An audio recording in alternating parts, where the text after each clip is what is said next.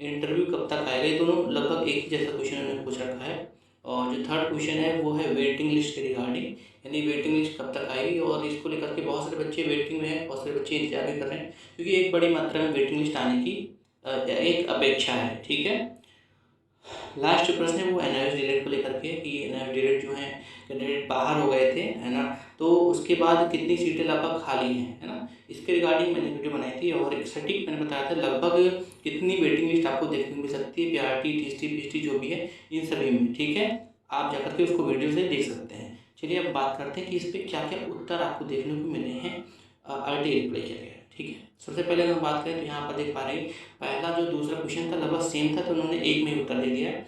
लिखा हुआ queries qualification suggesting are not covered under section 12 of RTA act 2005.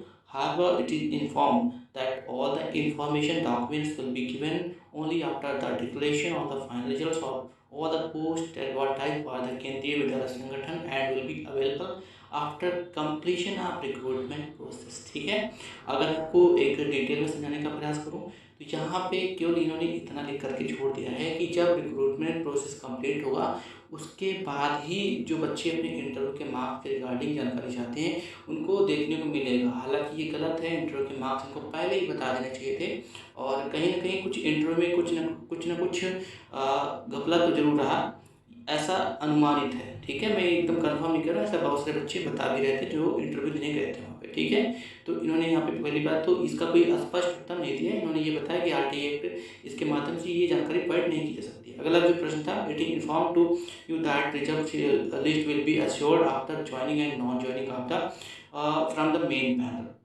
दूसरा question waiting list के regarding था, तो वेटिंग लिस्ट पे इन्होंने बहुत विशेष जानकारी नहीं प्रोवाइड करी, इन्होंने केवल इतना बताया है कि जो वेटिंग लिस्ट के रिगार्डिंग लगभग कितनी वेटिंग लिस्ट होगी, वो कितने बच्चे ज्वाइन करते हैं या फिर कितने बच्चे ज्वाइन नहीं करते हैं। इसके अतिरिक्त जो ट्रांसफ़र का जो प्रोसेस है जिसके रिगार्डिंग मैंने भी आपको लगभग 3 से 4 दिन पहले भी जानकारी प्रोवाइड करी थी, जिसमें लगभग 1455 कैंडिडेट थे जिन्होंने कोर्ट केस के माध्यम से अपने हार्ड स्टेशन से उसको ट्रांसफर के रिगार्डिंग केस वगैरह किया था, तो उनका मामला सुलझ गया है। लगभग कह सकते हो कि इसी महीने के अंत में ये जो 1455 कैंडिडेट्स हैं जो भी जिस भी स्थान पे जाना चाहते हैं वो जाएंगे, और उस हिसाब से वैकेंसी कहाँ पे कितनी सीटें खाली वो भी लिस्ट आ जाएगी बहुत शीघ्र। ठीक है, अगला जो प्रश्न है वो था आपके एनआईओएस के रिगार्डिंग। ठीक है, एनआईओएस की बात करें तो यहाँ पर भी वही लिखा हुआ है, queries qualification suggestion not covered under section RTA 2005 percent delayed from NIOS under examination as per order dated honourable Supreme Court. यहाँ पर डेट वगैरह लिखा हुआ है, बाकी डायरी नंबर वगैरह लिखा हुआ है। ठीक है, तो लास्ट प्रश्न का जो उत्तर था उसमें इन्होंने ये बताया कि आरटीए 2005 के अनुसार ये जो जानकारियाँ हैं ये पहले से प्रोवाइड नहीं की जा सकती हैं, और इस ये तरीके से कह सकते हो इन्होंने बताया ये गोपनीय जानकारी है जो कि नहीं दी जा सकती हैं आरटीआई के माध्यम से। ठीक है, ओवरऑल आप ये समझ सकते हैं ये पहली आरटीआई जो पहले बच्चे ने लगाई थी आरटीआई, ये उसका रिप्लाई है, और इसमें इन्होंने बहुत कुछ विशेष जानकारी प्रोवाइड नहीं करी है। ये जो आप आरटीआई देख पा रहे हैं ये दूसरे बच्चे का, इन्होंने एक जो प्रश्न पूछा था वो सबका उत्तर एक ही में दे दिया गया। In this regard inform that all the information document and the final results of all the post advertise by the केंद्रीय विद्यालय संगठन will be available after completion of recruitment process. या आप मान के चल सकते हैं लगभग जितने भी बच्चे आरटी के रिगार्डिंग आरटी लगा रहे हैं तो उनको बहुत सीधा साधा सा जवाब नहीं दिया जा रहा है, घुमा फिरा करके उत्तर दिया जा रहा है। बस यही बताया जा रहा है कि जो भी रिक्रूटमेंट प्रोसेस होगा वो कंप्लीट हो जाएगा, उसके बाद ही आपको जानकारी देखने को मिलेगी।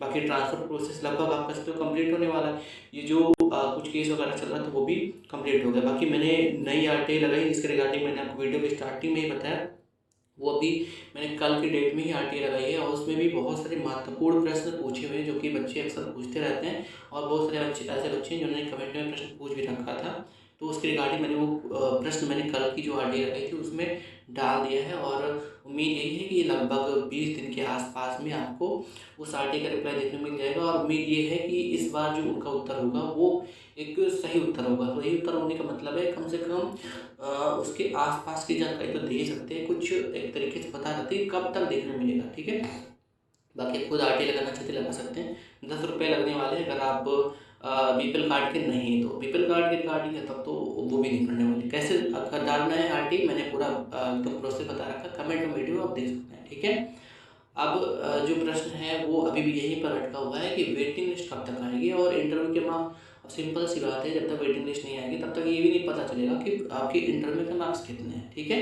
तो उम्मीद ये है कि 20 जून के बाद में आपको आपके इंटरव्यू के मार्क्स एंड वेटिंग लिस्ट आपको देखने को मिल सकते हैं, और ये पॉसिबिलिटी है ना?